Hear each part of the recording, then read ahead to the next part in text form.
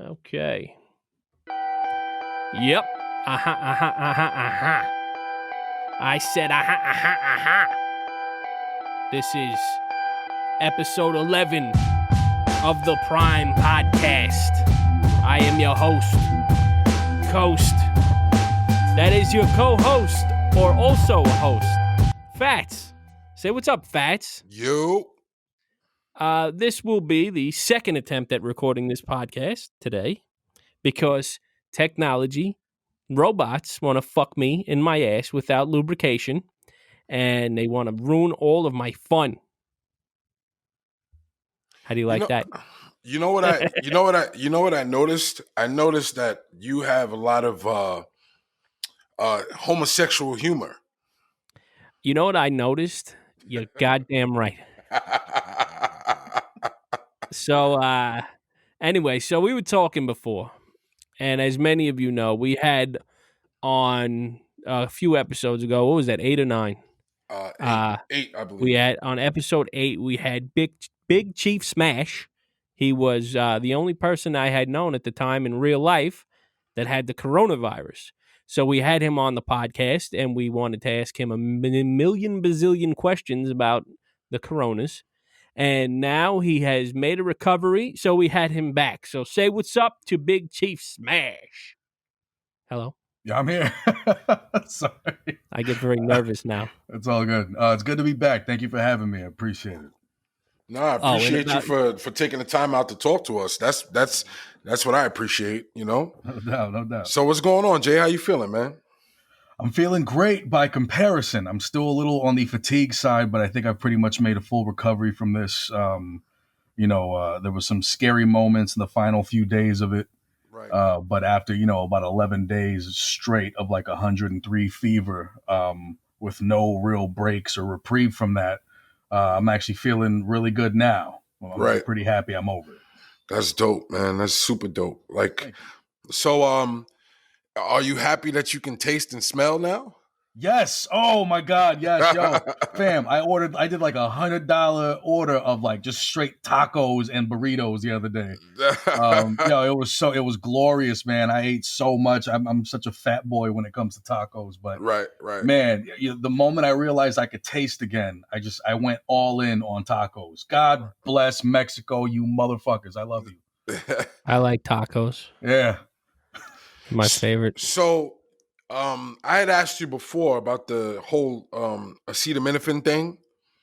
The reason why I asked you is because prior to the whole quarantine thing, I had something told me I was in BJ's, and they had the Tylenol extra strength. So they got the big bottles. I think those bottles have like 300 pills in them. Right. So I got one of those, and I said, 300 pills is going to be enough. You know what I mean? If for the rest of your life. Well, like I was saying, like that would be enough just in case something was to happen. And now I'm not really just thinking about myself, but I'm thinking about my wife and my kids as well. So we encountered not only Jay, we encountered a couple of other people, including my wife's uncle, who got the coronavirus. And everybody that I've talked to about it, they were talking about how many they were popping. They were like going through them like nobody's business. So then you kind of get nervous, like, wow, is this 300 going to even be enough for if something was to happen? You know what I mean? Right. Because again, you said that you had the fever for about 11 days, right? 11 days straight, yeah. And can you even count how many of those things you were eating? Shit, man. I mean, if we were going to do averages, yeah. What, like I was popping about 4 every 4 to 6 hours. So that was, and against like the bottle's recommendations, like don't exceed this amount or whatever. But when you get it, prescription, they're much stronger anyway. And you know, right. And they're giving you instructions. They're just trying to be cautious. Right. So let's see, 4, 8, 12 times 11. Shit. Discrete math escapes me at the moment. I wasn't the best student, but whatever the fuck, like 12 to 16 times 11 is. Well, so that mean you would so you went through at least 132 of those things. So, yeah, something like that. Yeah, I went through a lot of several bottles. Yeah, so And I that's had my smaller bottles. I didn't have those like big bulk joints. yeah, so that's my point. Now, see that now that's 11 days of one person. Now that's why like doing the math, you're like, dag, if me, my wife, and my daughter got it, that 300 pill bottle would be gone. You know what I'm Right. saying? Right. So, and you know the thing is when I started making like little store runs here and there, as I said before when we did the episode, when you go to like the aisle for the Tylenol, the aisle for the vitamin C, all of that stuff was gone. Like I'm super gone. You know what I mean? And Right. it's like trying to find Tylenol is like trying to find Lysol right now. Right. It's fucking gold. I had a good friend that was kind enough to ship me some stuff from where he lives at out in New Mexico. He has a position at like kind of like the loading docks of a grocer or something like that. I may have misinterpreted what his job is, but he was able to get his hand on some stuff for me. I sent him some money, sent a care package out to a couple people I know that are, you know, struggling a little bit also. But, you know, big up to Percy Wells for holding his boy down, man. I really appreciate your help, bro. Percy Wells, how's he doing, man? I haven't talked to Percy in a minute. That's the reason I know you, if I'm not mistaken. It Percy Wells. Yeah. No, he's good, man. As far as I could tell, he's good. He's holding it down. His position is pretty secure right now. I think. I don't mean to speak on his like personal affairs, but it seems like he's doing good and he's in a good enough position to help a homie out. And he really pulled through for me. I really appreciated that. He pulled through for a friend that, you know, I was a little bit concerned about, you know, for other health reasons, not corona related, but he was able to, you know, use some of the money I sent him to send, you know, homeboy a care package too. And, right. You know, it's just a good time to see really, you know, people's sense of community and you know, who's going to hold who down. Yeah, that's what's up, man. That's shout out to him, man. That was a good move, man. Sure. Yeah. Yeah. So as far as like now, like I guess people like you, they would want to test you now, I guess. I'm sorry. You cut out for a second. What was that? I was like, so now a person like yourself who's recovered, I'm sure that they would probably want to test you then. Probably, but I mean, I haven't spoken to my physician since like a week. So no, I'm not talking about for the virus. I'm talking about for the antibody, because they're saying that's a strategy that's actually working. You know what do you mean? They're going to take his blood or something and the plasma, the antibodies in his plasma, they extract the antibodies and they use that to treat people that become infected with the people that have recovered, because now they have the antibodies in their blood. Wow, that's some scientific shit right there. How do you but I have to talk to my doctor for sure, because but that's an older method though. That's an older method though. That's the thing. It's like it's something that they used to do that they stopped doing, but now they're saying that they want to try to do that. Yeah, and that's why they go back to basics now. Just given how everything just kind of got out of control, it seems like that's what the return was going to be for that practice. Right. Yeah, I was thinking about it, like, because they compare this shit to the Spanish flu, and like, what did they do back then to eradicate the problem? Like, so many fucking years ago, with technology being the way it was then compared to what it is now. How did they stop that shit then? What'd they do? How long ago was the Spanish flu? Because I'm thinking like that may have been old enough for like 1918. 1918. Yeah, it was like 100 fucking years ago. Yeah, that's crazy. So I wonder what they did. They didn't have Lysol, did they? No. But you know, that's dipping people in bleach. That's the thing. It's like, but even that, I think that lasted like 18 months. Yeah, that's a long time. That's just pretty bad. Morocco just texted me before talking about he thinks this is going to last 18 months. Look, I forget what he said. I don't want to fuck up. I don't like misquoting Rocco because he's such a diligent speaker. He said, they are saying this shit can go on for 12 to 18 months. I was just talking to Rick. Then he starts talking about film shit. So, but he's definitely sitting there drinking coffee, watching Cuomo address the fucking the television news there. So that's where he got that for, I'm sure. Well, I mean, could you imagine fucking? Oh my god. Well, I mean, 16 more months of this. Well, actually, with the that would be a blessing compared to them saying that this could be seasonal. You know. I guess so, yeah. But dude, I'm gonna come out of here a changed man in 18 fucking months. I might have to learn how to fucking deliver babies and all that. Jesus Christ. But I mean, changed in what way though? Well, over the past, I guess, few days, this not being able to go to physical therapy Mm-hmm. is really taking a fucking toll on my back. Like I have the last few days I developed like in my left foot, like just because of the way I'm walking, because I'm like all fucking cockeyed with my back. Then my foot started hurting. So then I'm sitting there like I'm not getting around well. I'm fucking stumbling around the house. And I'm like, yo, this is all your fault, fat ass. Like, you've been fucking, I'm eating all the fucking snacks. I'm not trying to do my stretches as much as I should do them.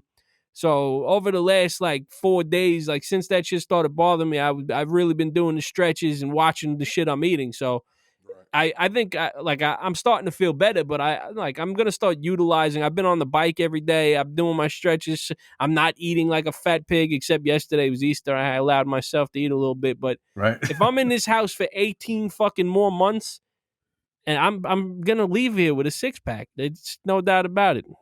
I wish I had your drive, man, because I'm just like, yo, how many more fucking tacos can I eat in one day and break the previous day's record? I mean, if you can do that, like I did it for a very long time without feeling shitty about it. But the more weight I put on, like even a few pounds, bro, that shit makes me fucking feel terrible. Word. So, Yo, real quick, jumping back to the Spanish flu, yeah, it says right here from the history.com, it says by the summer of 1919, the flu pandemic came to an end as those that were infected either died or developed immunity. Yeah, That's Uh-huh. it. so that's what it is with like with Jay's case. He's now has immunity because his body has developed antibodies, and that's why they're trying to test people with antibodies now, because the antibody is just a protein that's in your blood, in your plasma, that they can extract and put into another person for their body to develop antibodies without having to go through the sickness. Does it say how many people died of the Spanish flu? Let's see. There was millions of people that died over that. Millions? Pandemic, Yeah. including some 70,000 people in the United States from the pandemic. Hold on. Wait, this is because there was a resurgence of the Spanish flu. Mm-hmm. Let's see. Jesus Christ. There's a lot of info on this page, so I don't want to misquote and say like the wrong number for the wrong pandemic. Let's ask the real experts. Hey Siri, how many people died of the Spanish flu? I legit could do that right now. So 1918. All right, let's see. CDC. All right. just bringing it up. 50 million worldwide, with about 675,000 occurring in the United States. Woo! Okay, so the number I pulled up was there was a flu pandemic from 57 to 58 that killed around 2 million worldwide, including some 70,000 people in the United States. So that was another one. But there was a resurgence of the Spanish flu almost right after the original one hit. That's fucking crazy. So that's how you have it. Like, it's the thing about it is that even then, just like now, you can't prepare for stuff like that. What is the preparation for a pandemic that nobody's seen before? Right. I don't know. I mean, they should figure it out. I think that would be good if they figured it out. I feel like what New York's response was after Hurricane Sandy, one of the hurricanes that passed through. Remember, one was, we underprepared for it and we paid dearly. And then everything that came after that, we overprepared for. And even at like the cost to the taxpayer, we were just like, well, it could have been bad. I feel like that would have been a smarter approach instead of waiting for shit to hit the fan and then assessing the damage afterward. We should have had an over-the-top response from the jump. And that way, at least if things if it ended up being like another, swine flu, or bird flu hype train and shit, at least, we knew that we were prepared. And, look, remember when Ebola hit, we had two U.S. fatalities. That's it for Ebola, because we over responded to that. But on a smaller personal scale, if you're prepared to pay a bill for $100 and you have $100 in your pocket and the bill turns out to be $17, doesn't that feel better than having 100 and spending 100? Exactly. You know? It's better to over prepare for these type of things. I mean, now like the costs we're paying economically. Here's the other thing that really people haven't been thinking about. What's going to be the psychological effects on people that have gone through this? I mean, when you really think about it, like I'm personally, I'm a homebody type of cat. I don't like going out for shit. I don't like people. I don't like the stupid sounds that come out of the fucking hole in their face. I don't like their smell. I don't like the way people stand sometimes. I judge everything. But Jay, and I don't mean to interrupt you, but please stop telling people my thoughts. I don't like them. yeah, but real shit. It's nothing for me to stay home for 2 weeks straight. It's nothing to me. But now, because there's this pressure, because there's this looming sense of doom. If you go outside, something bad's gonna happen, and not just because of of Corona itself, but the socioeconomic consequences of it. People are losing jobs. People are getting desperate. Crime is on the rise, especially in my neighborhood. People are going fucking nuts out here. And so you got to wonder what the psychological effects of the average American, especially the younger ones, the Gen Zs and younger, how is it gonna feel for them having to live under, in a very real sense, having to live under duress for an undetermined amount of time? If you keep on thinking of the outside as like the scary looming monster, something might get you. You might get sick. This might kill you. How are we going to come out of this in the end? That's what I've really been thinking about lately. Not just the economic side, like we're fucked, but and here's the other thing too is like I just read that the first wave of the stimulus checks went out on Saturday. oh, I got to check my account. Yeah, I didn't get that. the first wave went out on Saturday. So the other thing is I know a lot of people that have always flouted in the face of actually having a job. If you've never paid taxes, you're not getting that. You know what I'm saying? So there's a lot of people Yeah, no. that are going to be left out of this gravy train, so to speak. You know what I mean? Right. And the thing Well, about then it they is, should be used to it. They but I'm have just nothing, saying, they'll never have anything. right now, it's funny because it's like when you go outside and you see like places that were like hubs of activity, and these places are like desolate right now. You know what I mean?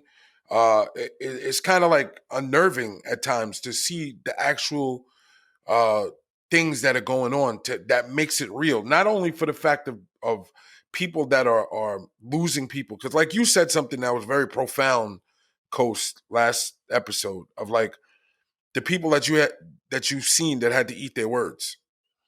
You know, Yeah. oh, this is BS. This is not real. This is manufactured, and then the next post is coronavirus just took my grandmother.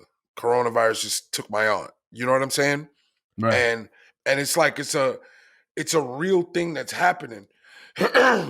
Right now, this is the first time that I'm seeing that they're saying that since Thursday, they see a steady flattening of the curve of hospitalizations and intubations, ICU admissions and everything else like that, which is a good thing. But what's happening is that first wave of people that went in, a lot of them are not making it out. That's why the death toll is so high. We've we've totally shattered the death toll of 9/11, which makes this the single greatest tragedy to happen in this city in the modern times. Yeah, that's bad news. I don't like that.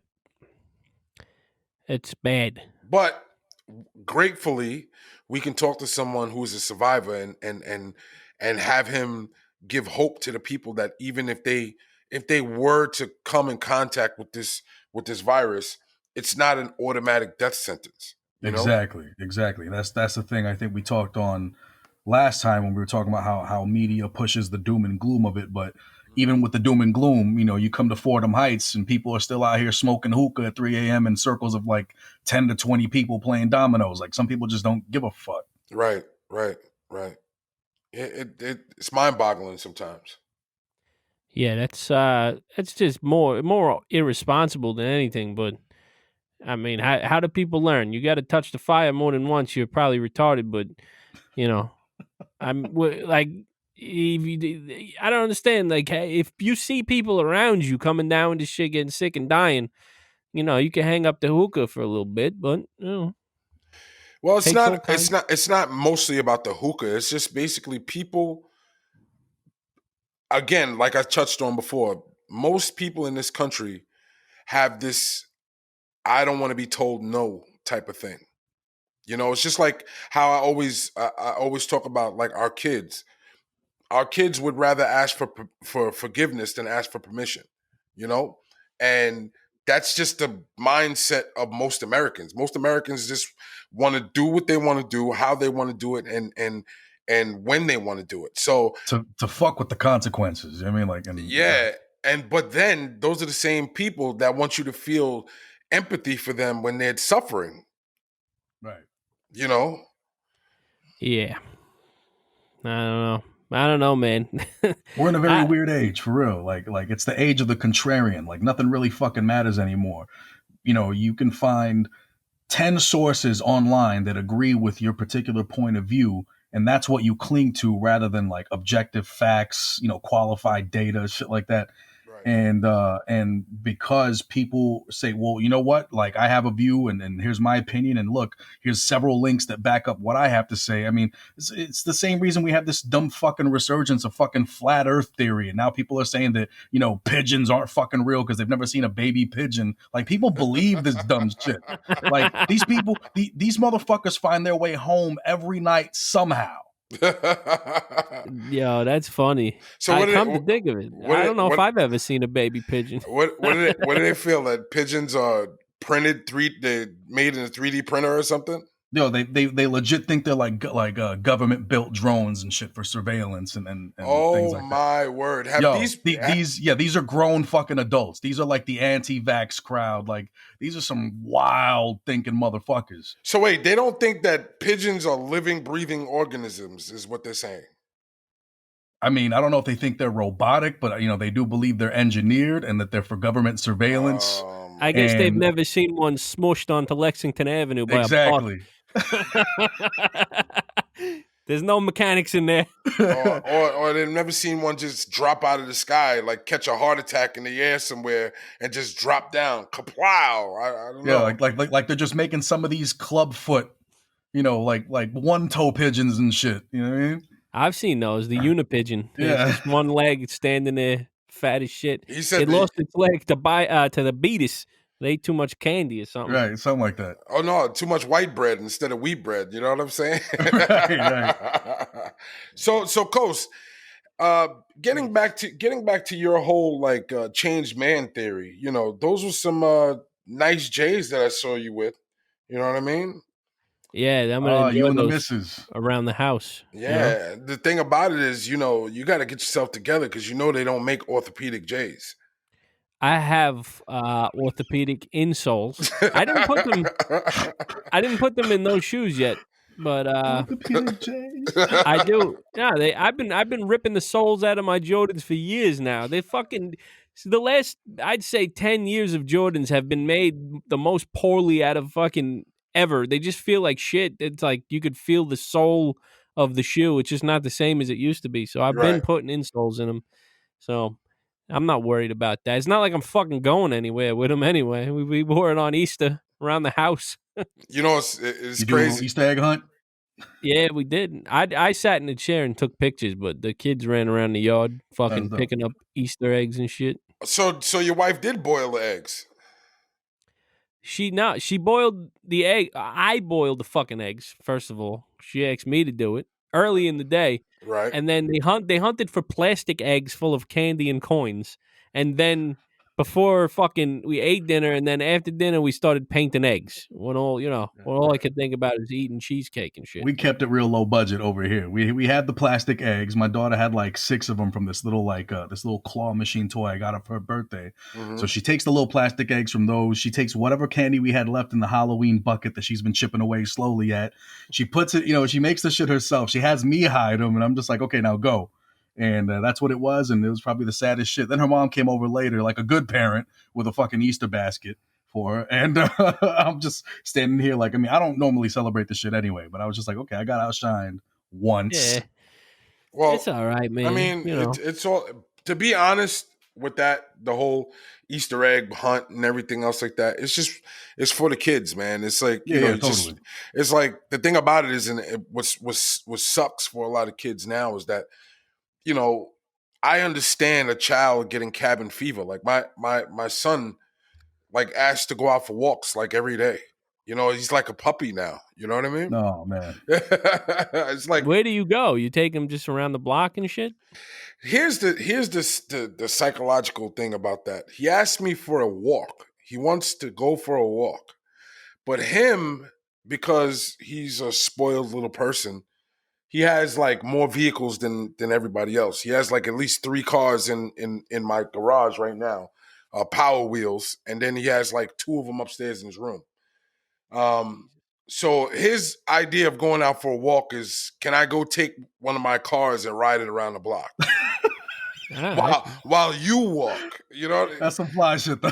So basically, he's walking me. To be honest, you know what I mean? Right. He put you on a little leash and shit? You got to hold on to the car? Well, no, I mean he has a quad. He has a quad that's it's a 12-volt quad that he likes to ride, but he also has a fire engine that I got him for Christmas, which is also 12-volt. But I like that one because it's like it has a remote control to it. So like, oh yeah, you can control you so can drive him. Yeah, so whenever I want to be devilish to my son, I'd like speed it up and hit corners real hard and everything. He's like, Daddy, wait, what? What do you mean? That's funny. Man, Power Wheels. I was never fortunate enough to have one of them joints, man. But I remember having that big wheel, that big front wheel joint that you just like, if you're on concrete, you just like scraping, you can't even go forward. Yeah, but you know why? You know why? Because economically, our parents were either A, not able, or B, they were just smart enough to say, hell no, we're not getting you that. You know what I mean? True. I mean, right now, I'm like looking at all the things that he has, like, because obviously with this quarantine, my wife has this deep cleaning theory. We have to deep clean the house. So, with all of that, it's not the worst thing. It's not a bad idea. Oh no, it's only a bad idea when your plan was to stay beached all day. You know what I mean? Stay beached. I hate that when they come up with things for you to do. Right. All right, we're gonna clean out this closet today. Yeah, because like the thing about it is like you wake up with this thing. You wake up and you're like, thank God I woke up. I'm here for another day. So what am I gonna do? Am I gonna be productive or am I gonna stay beached? Beached it is. And then she comes and she goes, you know what I was thinking? Oh boy, here we go. So we haven't organized the cellar. Right. Yeah. So the thing is, when we did the whole deep cleaning of the house, at the end result makes you feel good. But what I did was I took an inventory of this kid's toys. And I was like, this is insane for one child to have this much stuff. And the amount of money that we've spent on these things. Because, you always want to like get him the best things and everything, make him happy and everything else. But my son is like destructo. You get him something and it's broken in like 3 minutes. It's broken. Yeah. So it's like, that was me as a kid. So it's like, you say to yourself, dummy, why aren't you buying his toys out of the dollar store? You know what I mean? This way you save a little money. He's going to break it anyway. You know what I mean? Yeah, those dollar store G.I. Joes. Exactly. Like, why are you going to Walmart and to Target and wherever you can find toys and buying top dollar toys, top shelf toys? Why don't you just buy the toys from Dollar Tree? I used to save my mom mad money because real shit. She's probably gonna see this and be like, "What?"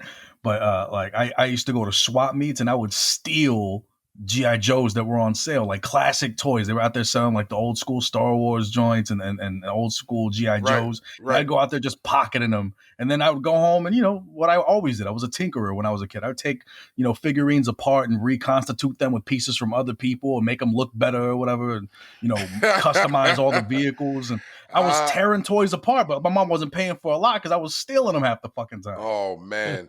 He's like, Destro Sorry, Mom.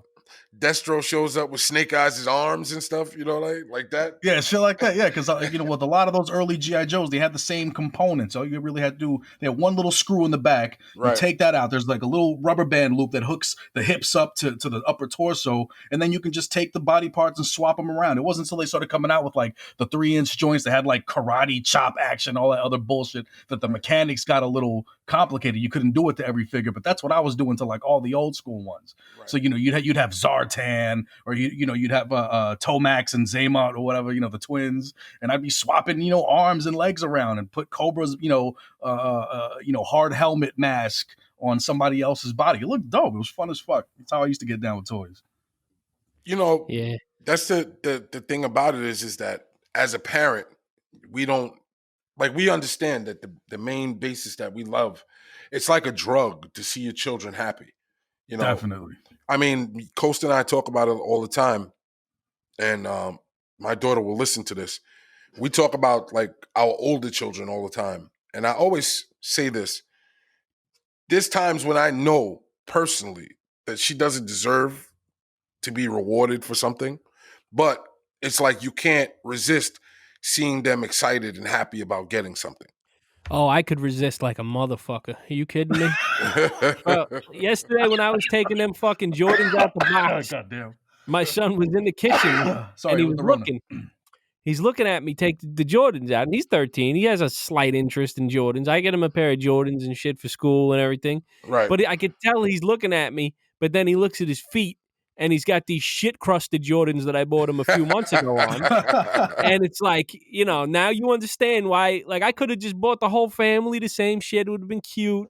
And then, but then you realize it's like, no, I'm not fucking buying you Jordans so you could go stomp through mud in the backyard intentionally. Right. Fuck out of here. One time I bought him a pair of Jordan 5 grapes. These are like one of my favorite pairs. He literally, this is when I lived in Hempstead and I was buying all the shoes all the time. He walks up the back stairs and intentionally drags the toe up the stairs right after he put them on.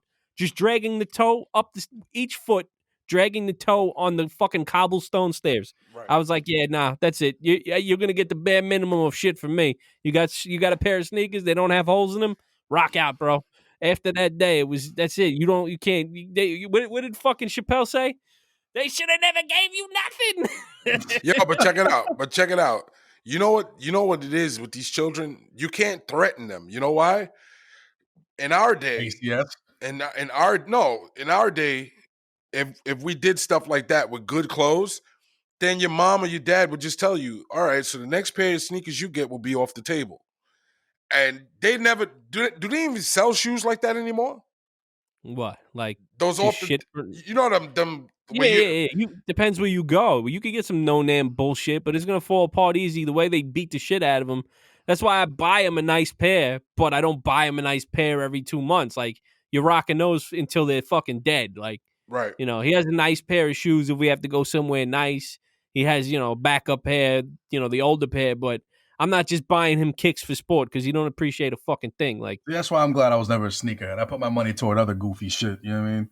Collectibles or whatnot. But with sneakers, like, I walk too fucking much, man. Just give me a pair of these little slip-on joints from fucking Amazon. Right. $20. They just look like socks with soles on them and shit. There's no laces. I take them shits everywhere. I don't give a fuck. I make that shit look fly, man. I can't spend 120, 200 and fucking, buying fucking Jordans off of some dude that rated a VIM. I mean, fuck that. I've really calmed down. It was just that pair that I just bought. Those are like the Air Max colors, 95 Air Max neon greens. I just thought it was fucking fly as shit. Yeah, real shit. Those shits were fly. I saw that shit in the picture. I was like, oh, these things look bugged out. I fucking love that. So I bought another pair of them a few months ago too. But I think the Jordan buying is going to take an 18-month fucking standstill now that I hear we're going to be fucking sitting in the crib for a while. Put it this way. Just do me a favor. Don't go installing any more doors and leaving your Jordans in the foyer area. You know what I'm saying? Because we know how that worked. You know what I'm saying? I put those to this after I moved them. I don't know where the fuck I put them. Those cocksuckers.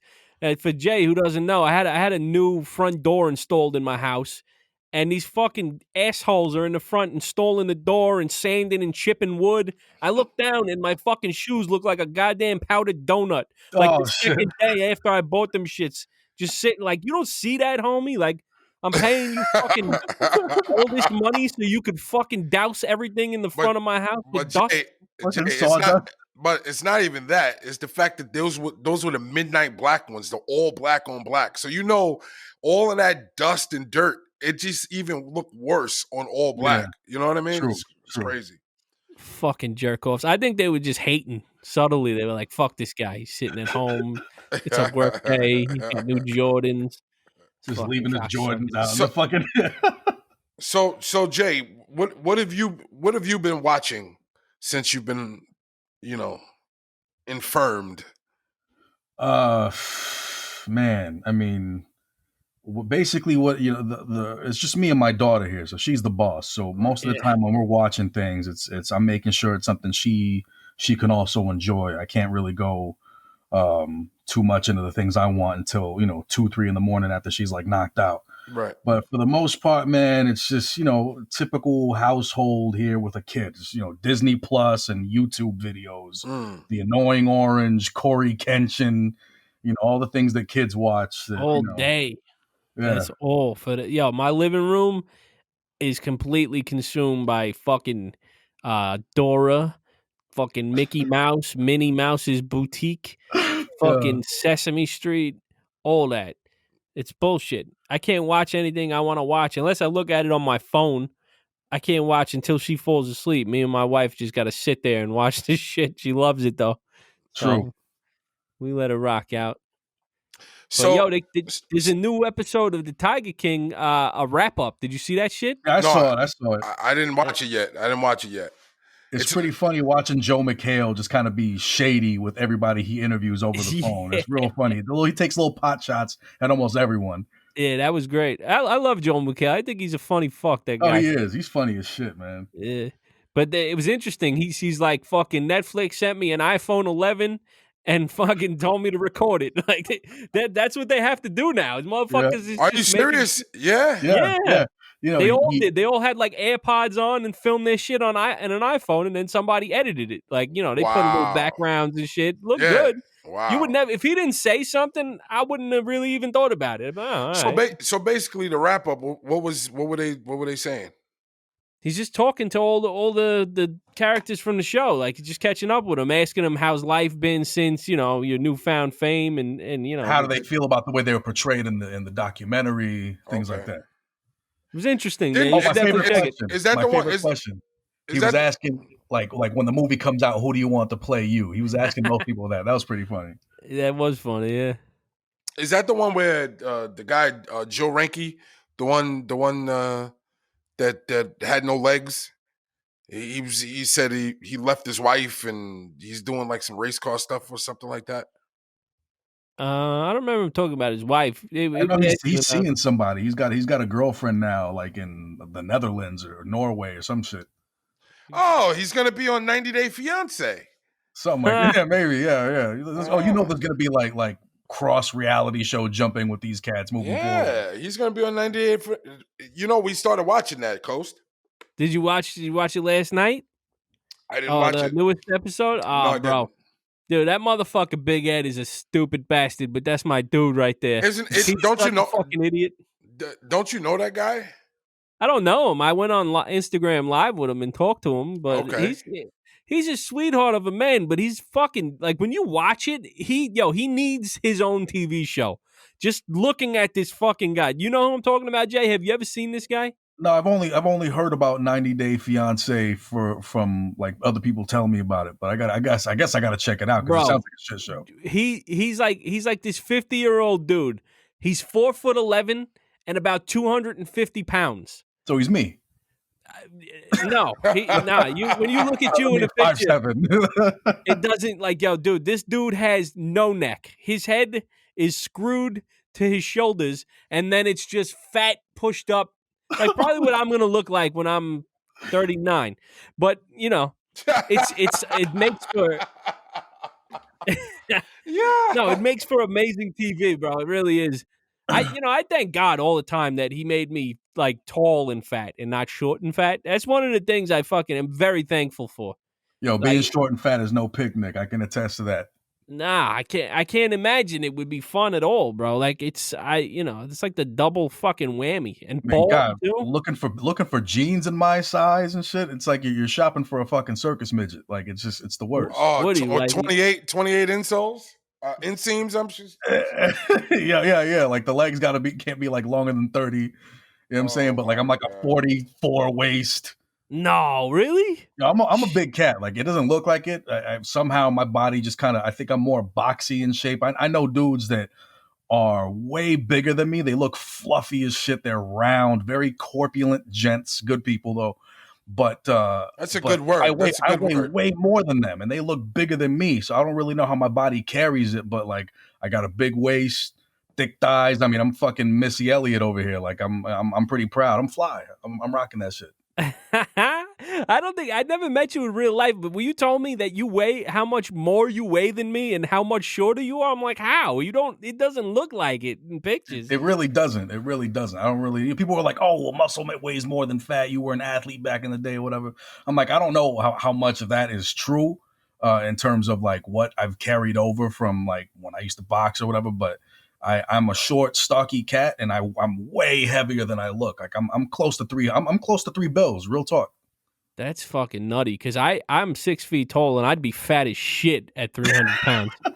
That's crazy.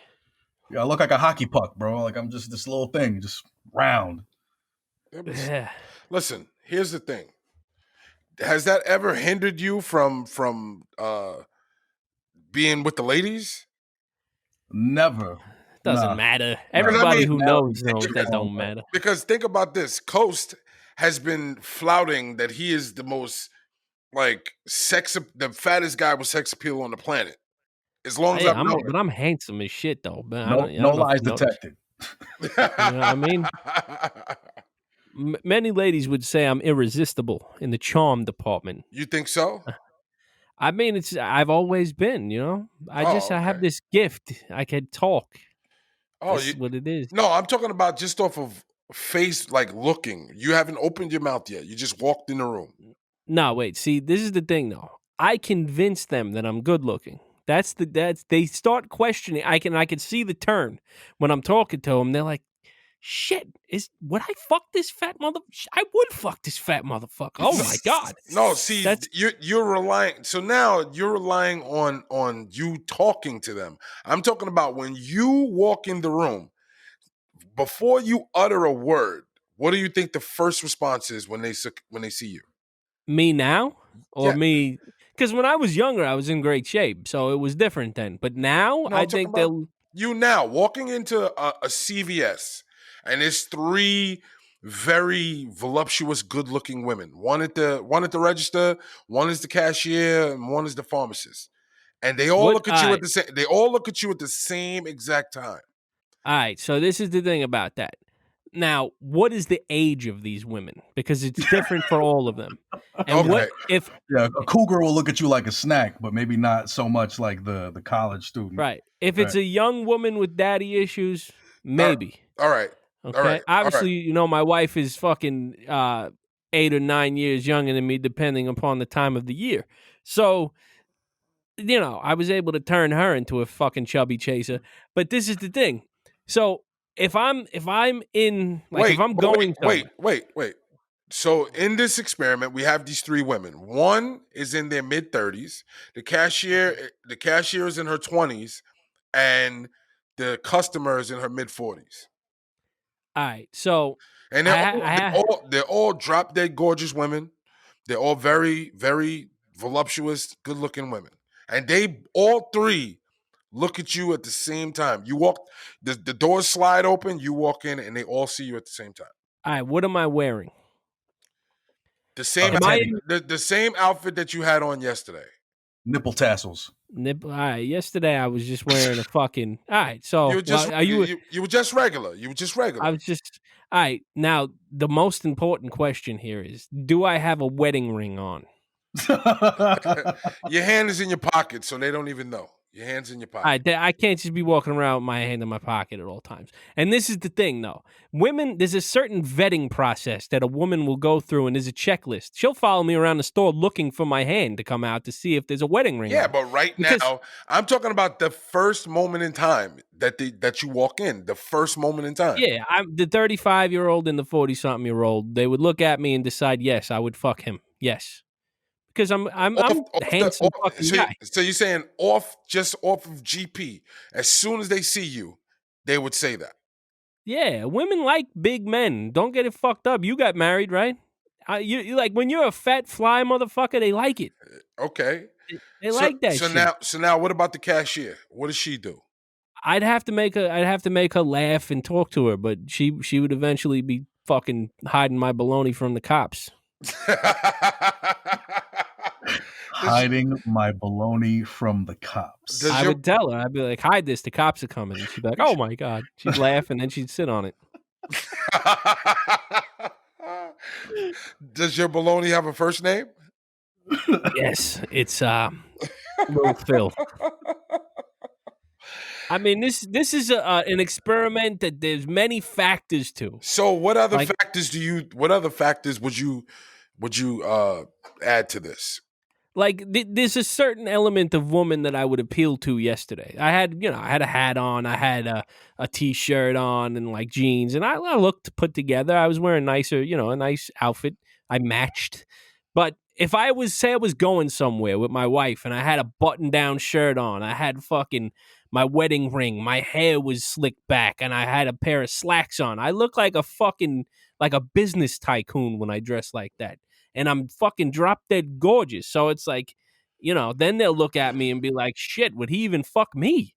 That's what would happen. I look like a fucking cardiologist, Yeah. They'd be like, where does this guy work? At Montefiore or something? Whoa. No cardiologist in the history of cardiology is your weight or your size. You met my cardiologist? What are you talking about? What are you talking about? Dude, I used to see a guy. He was about my size, but he was like 325, and he was a doctor. Are you serious? I'm like, I can't listen to you, bro. Like, tell me about my blood pressure. Look at you, you fat fuck. Like, he was Italian, so it was like, it's a curse, man. We love fucking eating. We love all the worst things in life. And, even though he was a doctor, he just didn't, Jay, I went to this guy's wedding when he got married, right? Uh-huh. Now, keep in mind, I've known this guy for over a decade, right? At the time, I've known him over a decade, right? And when I seen him walk up, he had this hairstyle that had me like, I'm looking for my friend Phil. Where's my friend Phil? I was like, wow, this guy, I don't know where his wife sent him. You know what I mean? But it was beyond the lemon tree to get this haircut. You know what I mean? That was, bro, that day, that was the top. Jay, in Harlem on Lexington Avenue, there's like a hill right before 100th Street. Right. On that hill, there's a barbershop like in the middle of that hill, and it's a bunch of old Dominican ladies. Yo, that woman who cut my hair was like 70 years old, and she just fucking, I was like, I'm getting married on Sunday or Saturday, whenever the wedding was. And she was like, don't worry about it, papi. And she cut the shit out of my hair. Oh, she was my God. I'm having a hard time imagining it. What was the look? Like, was it like little curls? No, it was like a fucking high fade with my hair parted at the top. Like I looked like a fucking, it was like a Dominican at the club smoking hookah. It was great. Right. It was part fade, part DA. He looked like a stockbroker slash like it was so crazy because again, realize the whole entire time that I've known him, this is one of the most hip hop out people I've ever seen. So I've never seen him actually even grow his hair out like that. That's number one. So number two, when he has this haircut, it's like he's so clean cut and dressed up. I'm like, who are you? Like, I've never. I was wearing a fucking tuxedo. I pulled up in a fucking Rolls Royce. What do you want from me? I had it. You don't half step that shit. You got to go all in. That's my point. It was just sensory overload. You know what I mean? But my hair is, dude. My hair has been. I've been cutting my hair like that ever since because after that we started working on that movie, and I had to keep my cousin was like, you should leave your hair long for the next movie we do, Right. and it's still till this day, it's still like that. I still Well, get it cut like that. I'm used to it now. I'm talking about then. That was like sensory overload for me. You know what I mean? As long as you've known me, I've had a bald head. So if I That's walked because up, you're bald. exactly. So if I walked up one day and I had an afro, wouldn't it be sensory overload to you? That would be dope. I'd be like, yo, Lord Sears here. Let him in. Shout That shit out would to be Lord gangster, Sears. bro. Ah, man, Wow. that's crazy. But at the end of the day, you know, sex appeal, women do prefer uh slightly rotund men. I mean, because they know that we, at least if anything, we have schnacks. But like just like that, yo, that day, like right, say I wasn't wearing a tuxedo, I was wearing a regular suit. I could go anywhere and fuck anyone. Anyone. They would just look at me and be like, shit, look at this fat motherfucker. And And part they of that's know also how you carry yourself too, because you're a pretty confident cat. Like you don't really you make a presence when you enter most spots. I feel. I just I'm like friendly. I like making people laugh, so you know, if you take a strong 7 and get with a personality like I got, it's just boom, it's What on. what are we playing? Spades here? You're a seven in the possible? I think I think I don't want to say I'm not an 8 or a 9 or a 10, but I think I'm a strong 7. He's a If I strong was 7 with a +3 charisma, right, it and a fucking and a wielding the staff of light in his pants. right. If I was 40 pounds lighter with muscles again, I'd be a fucking 8.5, I think. I could really sling it, but I'm old now. That's it.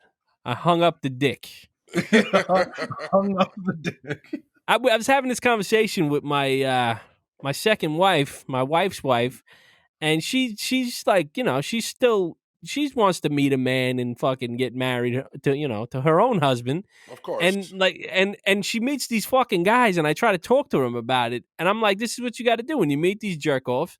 Just ask them, be like, are you ready to hang up your dick? And she said she was talking to some dude. She asked him, and he was like, that's a good question.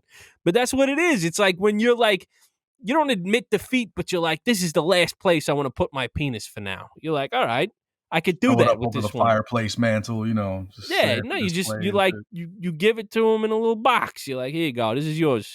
Enjoy. So your little Heisman. Yeah. It's, So it's a so wait, vetting it's process. that whole uh bust out cable system, hi-fi, everything, but just one channel thing, right? Yeah. I mean, but what is the thing? Like, when I was younger, I would like to find as many pussies as possible, and like, but what is that about? Think about that. I know guys that are still trying to do that, but I gave up. I'm like, what the fuck is the point? It's nothing but aggravation. Well, It's all it ever it's was. also it's also a psychological thing, as far as that is concerned, because I personally feel that when you go out looking to do, like, cheat on your significant other, especially if you're in a long-term relationship, there's either A, something lacking in your relationship, or B, there's something lacking personally in you that you feel like you have to go out and find by being accepted by someone else. Yeah, that's usually B, real talk. Most cheaters are usually just looking for some form of validation and they no longer feel validated by who they're with. So it's this constant need. It's this id impulse that constantly needs to be satiated. Right, And there's no end for some people, no matter right, who they're with. Like right. Jay-Z cheated on Beyonce, bro. Like it doesn't matter who you're with. Like you can Well, be hold the on, hold ugliest on, hold camel on. looking cat. I have a theory on that. And here's my theory on that. Okay. Not necessarily Beyonce, but I always said, um, I had this big thing with Halle Berry. My wife hates when I say this. I had this big thing with Halle Berry, but I was Halle Berry. she was like she was arguably or if not the most beautiful woman in the world at one time. And she has been cheated on multiple times. So that Yep. leads me to believe that she's either A, She's either A, a nutcase, or B, her sex game is trash. It's trash. I mean, we all are the architects of our own misfortune. I don't mean to get philosophical there, but when No, you really think please, about it, please like do. when Please you do. see it, when you see a whole history of that type of thing, like yeah, there is an element of like, what do you contribute to these relationships, or what do you look for in people that you keep getting the same partner The over and same over and over? result. The same result. Yeah, And then the thing about it is it's like the whole entire universe, as far as men go, at one point were like, if I could just like, get a woman like that, I would never cheat. But then you see three different guys marry this woman and cheat on her. Yeah, but think about who the guys were. They Okay. weren't just regular fucking dudes. The last one was, that last Spanish dude was.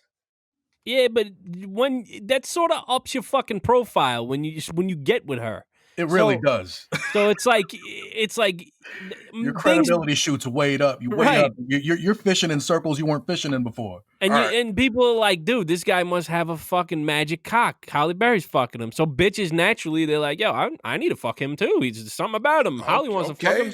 So you're trying to tell me that they're just supposed to give in to temptation because a woman They're wants to not show. supposed to. They're not supposed to, but none of us here on this telephone call or whatever podcast would know what it was like to have that type of pussy thrown at you on a regular basis. Like there's bitches that were really good looking and wanted to fuck me, but just that upper echelon Hollywood $1 million pussy coming at you from every angle, that is a true test of who you are as a fucking All person. right, so you think so you feel like just because you get in a relationship with somebody like that ups your status? I think it significantly ups your status. In those social circles, yeah, because it's all about appearance, power couples and shit like that. A lot of these folks don't really try to pair up with folks from like the lower echelons and shit. That's why when they make a big deal out of people like Pierce Brosnan and who else? Who else has like a wife that people is sometimes on tabloids they're like real cruel and shit. They're like, oh, so and so and their ugly spouses, like, you know what I mean? Like Pierce Brosnan married a woman that made him happy, but people trash her all the time, and it's like, the guy that played Jon Snow on Game of Thrones. What was his name? about him? What was his name? Kit Harington. All right, Kit Harington. My wife lambasted his wife when she saw who he married. She was like, "How could he?" From the show. That's Jon Snow. How could he marry this ugly chick? Blah blah blah blah blah. I'm like, he married a chick from the show. How's that bad? Listen, I'm just saying. She doesn't think Egret's cute. She just felt like this woman was not to the standard to be walking around with Jon Snow. You know what I mean? Hating. But that's what I'm talking about. And then you're married to Halle Berry, and then bitches are like, they should. What? It's the same thing but reverse. Like they want to know what the fuck it's about. They want to fuck him now.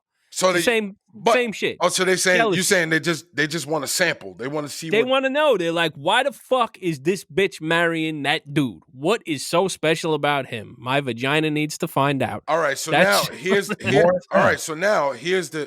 real test. If you really say that you're in love with this woman, why not just not take the bait? Well, that's the test, man. I mean, see me, I'd be straight because, like I said, I've hung my penis up. I could walk around in any social situation and not have to fuck because I've fucked enough times that I know. Okay, but even in that situation, let's say you have a high-powered wife who's drop dead gorgeous. She's financially straight. She's a beautiful person and everything else like that. Why can't three different husbands? How come three different husbands couldn't hang up their penis? Because she's a fucking pain in the ass, obviously. See that? So then, obviously, that said, A was either she's a nutcase, or B, the sex was trash. It wasn't either, or C, she's a filthy fucking whore and sucks dick on the set of movies, and they find out about it. Nobody knows that part. Yeah, but that's never come out though. And you sign NDAs. There's a lot of people that don't want to talk. She's a major fucking star, bro. If somebody came out with information against her, she could squash their life in Hollywood. Right. She could be fucking sucking directors' dicks, all kinds of crazy shit. Well, I to be honest, I thought my man Billy Bob got a piece of that, man. It was too real in that movie, man. And Monsters Ball. Monsters Ball. That Yeah, scene. Yeah, that that was was a good too scene. real. I thought my man Billy Bob really got a piece. I think he got a sample on set. You know, that was like softcore porn right there. You know, Yeah. I thought he fucked her like for real. Didn't he fuck her it looked like in, it, but that's in what I'm real saying. life? I thought they were fucking at some point. No, she was married at the time. This is what I'm talking about, Fats. It doesn't matter. It doesn't matter. Doesn't, because he had his own mystique going on at that time. The dude Of was on course. fire. Yeah, Fucking yeah. Angelina Jolie. Like, Yeah. she's like, if Angelina could fuck him, then I could fuck him. Yo, Man, you got to think about the charisma a man's got to walk around in, because it wasn't that long ago that Sling Blade had come out after before Monsters Ball. Right. So I mean, like he's walking around with tater swag, like Yeah. Mm-hmm. I like the way you talk. that's a testament of how good of an actor he was. When I first saw that movie, I didn't even know it was him. I'm watching it. I'm like, Jesus Christ, this is fucking this. Like, Oh, you he's talking like, about Sling Blade? yeah, I Yeah. didn't realize it was him when I saw it. Yeah. It's like, Jesus, man, this dude is fucking. He put on a lot of weight for that shit and everything. Well, nah, you know when it really will like mess your head up that it's him, and if you go all the way back to Tombstone and watch the scene with him and Kurt Russell. Oh shit! Yeah, Exactly. Damn. Yeah, that I watched Tombstone not too long ago, and that scene came up, and I was like, wow, this guy has a like ultimate range as far as acting goes. You know what I mean? Right. Yeah, he's fucking great. the I same- love him in them Santa movies and shit. Oh man, put it this way. The best scene is when he's having lunch and eating the salad coming out his mouth. I'm like, this filthy animal. Like, It's fucking great, yo. but All right, anyway, we're at an hour, and we don't like to push it past an hour because the robots. What the fuck? Why do I keep hitting this button? Because the robots will come in and indiscriminately fuck us all in our human asses. It's another gay joke for you, Fats, because I'm gay. I'm coming out on the podcast. I am a homosexual man. listen, I'm just, I was just Francis' reaction though. I'm just, I'm just inquiring minds want to know. You know what I mean? Why do you want to know? I mean, obviously, I'm married to a woman and have children, but apparently that doesn't. No, it's not that. Doesn't matter. The thing about it is, I'm talking about the fixation because it's always joke, gay joke, joke, gay joke. Because it's funny. It's like they're 4-bar setups with you, like joke, gay joke. You know what I'm saying? It's like you're right. If I could, I've toned down the gay jokes because they're not socially acceptable, and but I like to make gay jokes because they're funny to me.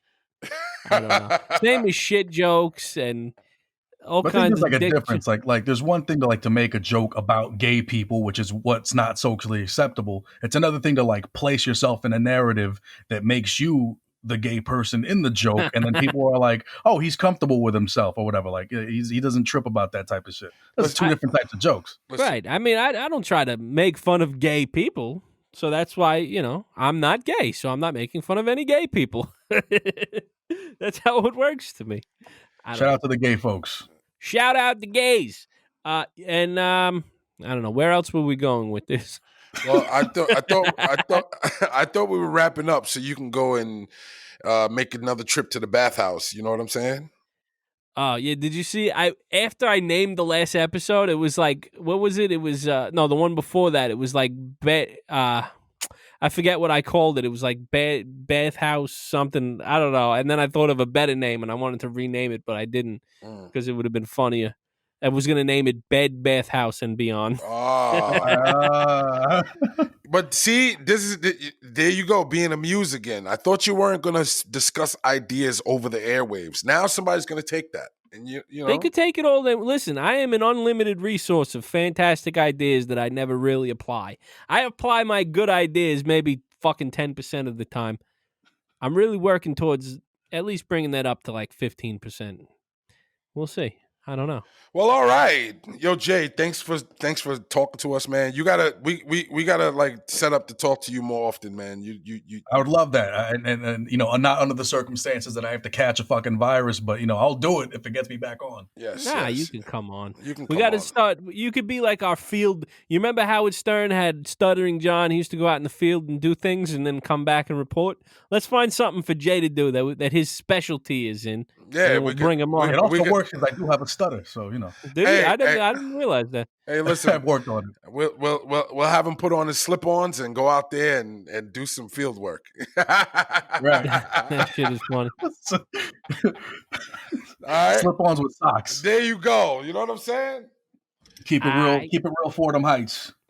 That's right, fellas. All right, this is episode 11. I'm out of this motherfucker. Peace. Peace.